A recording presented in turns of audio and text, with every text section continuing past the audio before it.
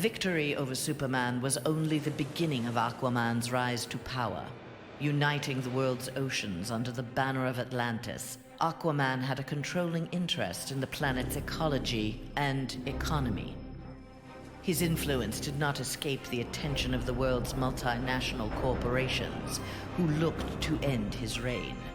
Villains lured by the promise of big money to assassinate the King of Atlantis pursued him relentlessly. But Aquaman's popularity served him well.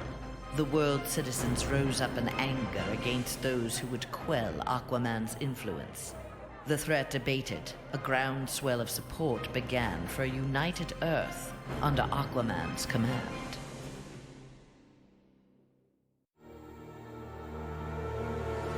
Superman's defeat did not work to Ares' advantage as he had planned. The heroes of the parallel dimension helped this world's Batman build a conflict-free utopia that left the war god famished. On the brink of death, Ares managed to imprison Brainiac 5.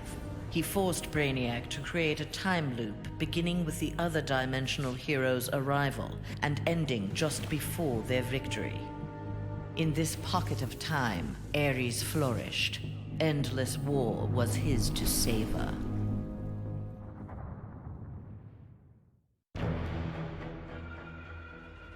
Superman had been a fool to believe Bane would willingly accept a subordinate role in the One Earth government.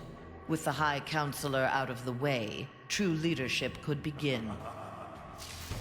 Bane found in Sinestro and Black Adam inspiring examples of ruthless, absolute authority. They reciprocated his regard for their talents. The three former villains regained control of the planet and formed a ruling triad that would be uninterrupted until the next phase of Bane's plan.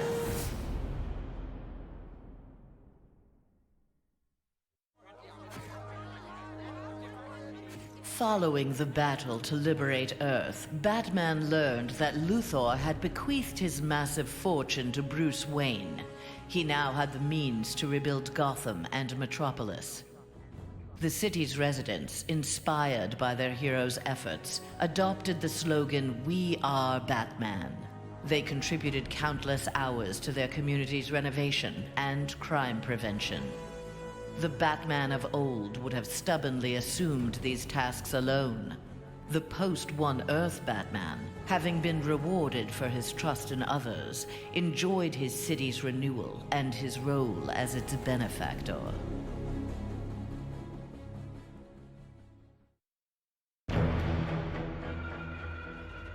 The defeat of Superman taught Black Adam one thing.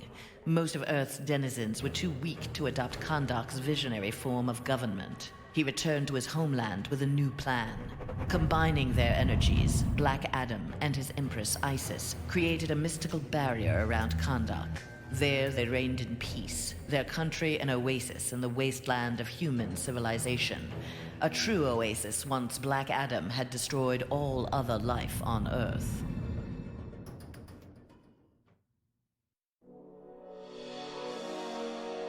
At last, Superman had paid for what he had done to Catwoman. Feigning allegiance to his regime had cost Selina her beloved Batman and her best chance at happiness. Pride and anger kept her from attempting reconciliation with Bruce Wayne, but his inspiring reconstruction of Gotham and Metropolis fostered in her a desire to remain close to him. Until she was ready to approach him again, she did her part to keep Gotham's streets clear of crime. Nascent underworld organizations had both the Bat and the Cat to fear.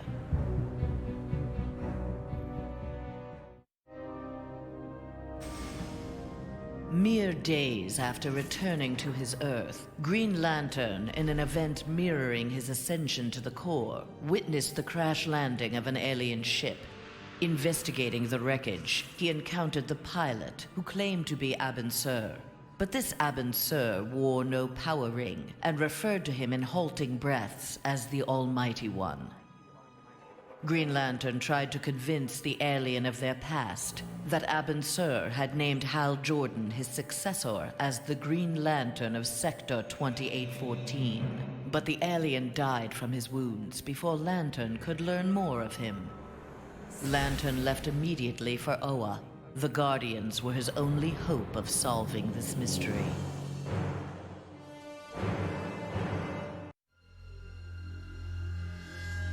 After the fall of Superman, Green Arrow visited the Star City of this parallel Earth.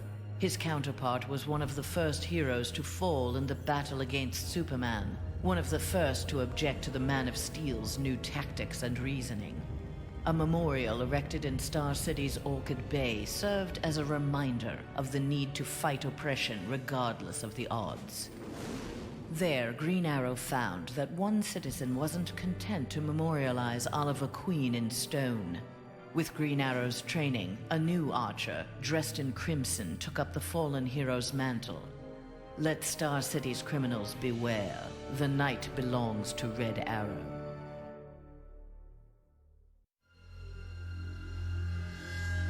Flash had taken down the High Counselor, but the atrocities he had abetted during Superman's regime continued to haunt him. His shame eventually drove him into exile. Whether wishing to make further amends or simply unable to stop himself, Flash continued to use his powers in the pursuit of justice.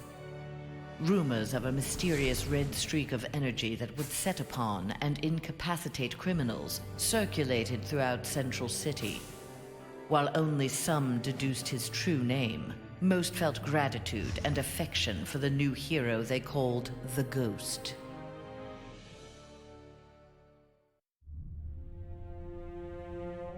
Free of Superman's control, Doomsday eradicated the remaining metahumans. He then manipulated technology in the abandoned Fortress of Solitude to terraform the Earth. It soon resembled prehistoric Krypton. At last, it felt like home. After a few years of exterminating humanity at his leisure, however, Doomsday needed a challenge. Having assimilated Superman's ability to fly, he headed for a nearby space sector. He had heard rumors of an opponent worthy of his attention, a Cezannian mercenary with a taste for violence. Doomsday was eager to meet this Lobo in battle.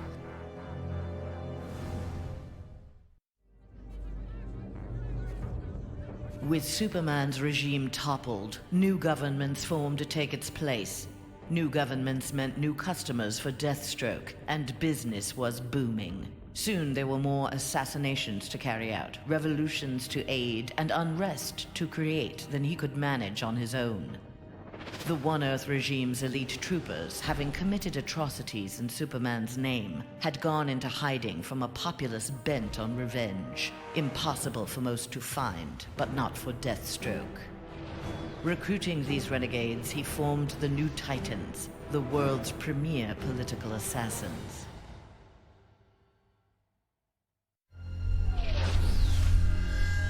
After Superman's defeat, Cyborg led the assault on the Fortress of Solitude to flush out remnants of the High Counselor's regime. The fortress was well defended, the battle intense. Cyborg was forced to use unfamiliar Kryptonian tools to make repairs to his damaged cybernetics. Enhanced with the alien technology, Cyborg found he could communicate with Superman's androids and order them to apprehend the opposition. With his army of super androids, Cyborg will bring justice to the world.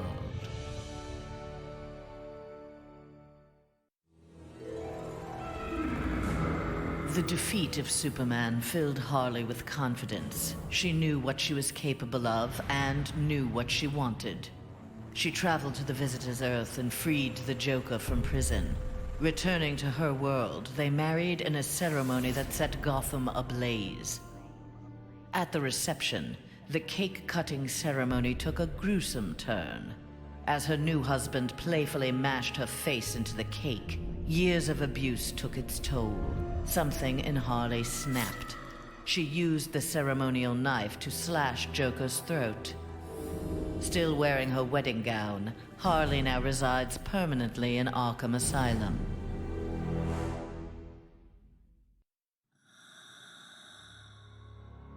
Free of his brainwashing, Hawkgirl exacted revenge on the High Counselor for murdering her husband, Hawkman. She was nevertheless sent to prison for her role in the regime. One night, she awoke hovering above her cot, glowing with eldritch light. An instant later, she stood at the bottom of a shallow crater. There, she found the source of the light, a meteorite of pure nth metal. As she touched it, the meteorite sprung to life, encasing her in nth metal. The new armor made Hawkgirl invincible.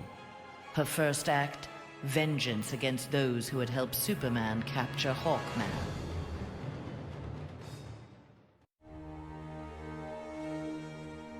Though he had failed to elevate the Joker clan's status, Joker was convinced a similar organization could be successful in his dimension.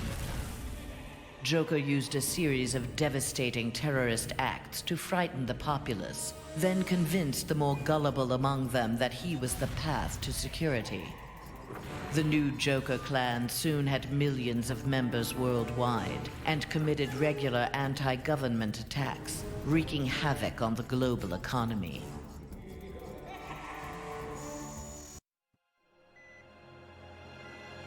Killer Frost reveled in her victory, but her overconfidence betrayed her.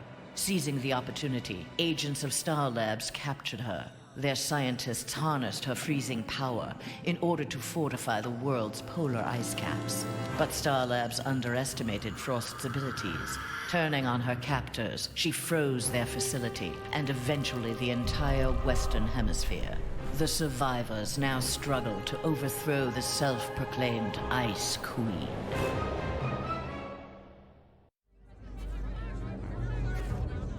A win against this world's Superman was greatly satisfying, but its aftermath would be sweeter still.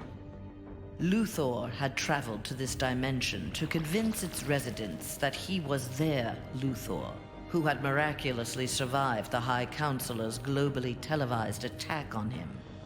Beloved before, the triumphant Luthor was now worshipped. He was elected President of the United States, but soon looked to further consolidate his power.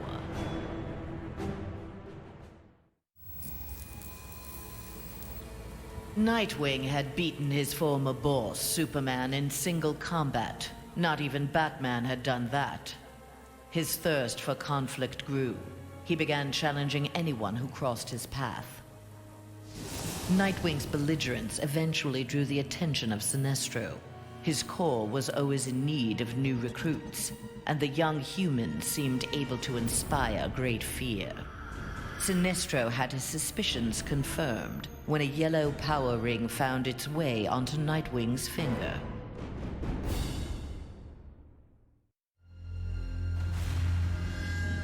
Wonder Woman returned home to find her dimension in ruins. Aware of Superman's despotic rule of the parallel dimension, the gods of Olympus vowed to preemptively eliminate the metahuman scourge from their world. Under the direction of Zeus, they hunted down and eliminated nearly all superpowered mortals. All that remained to oppose them was Themyscira. Wonder Woman and her Amazons fought back against the Olympians with unrelenting courage. Despite heavy losses, Wonder Woman's forces ultimately prevailed. They took reign as the new Olympians, ushering in an age of peace and prosperity.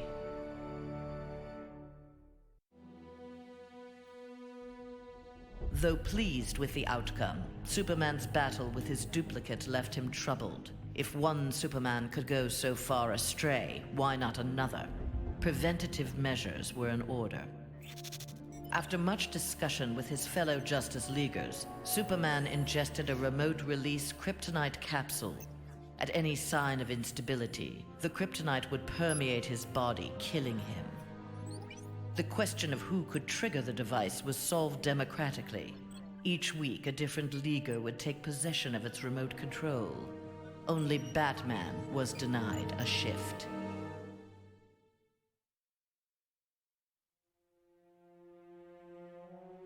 The battle over, Grundy eluded capture and returned to his swamp to heal his wounds.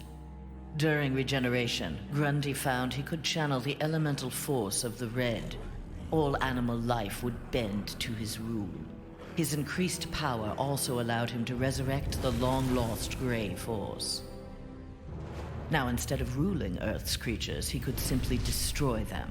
After defeating the world's heroes, Grundy turned Earth into his version of paradise. He now rules over a gray and lifeless planet.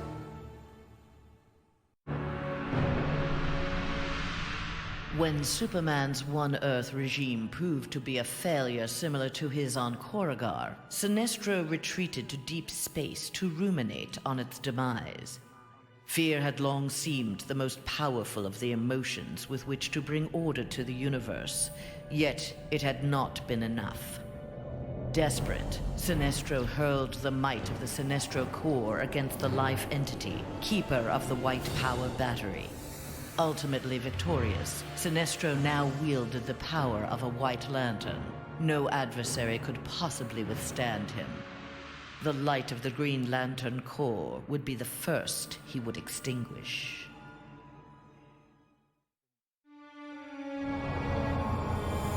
Following the events in the parallel dimension, Shazam's fellow heroes returned home.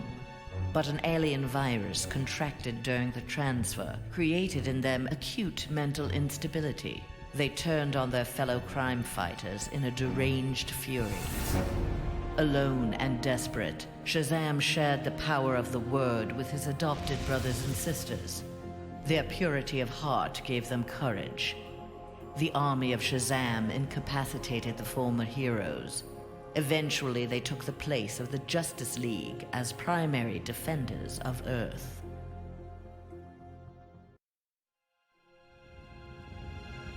Winning the battle with Superman cost Raven dearly. The amount of demonic energy required overwhelmed her. After regaining consciousness, she looked around warily. Her immediate surroundings were a hellish ruin. Nearby stood her father, Trigon. Raven had somehow called him forth during her battle. Trigon thanked his daughter. He then summoned an army of demons and set out to destroy the rest of the planet.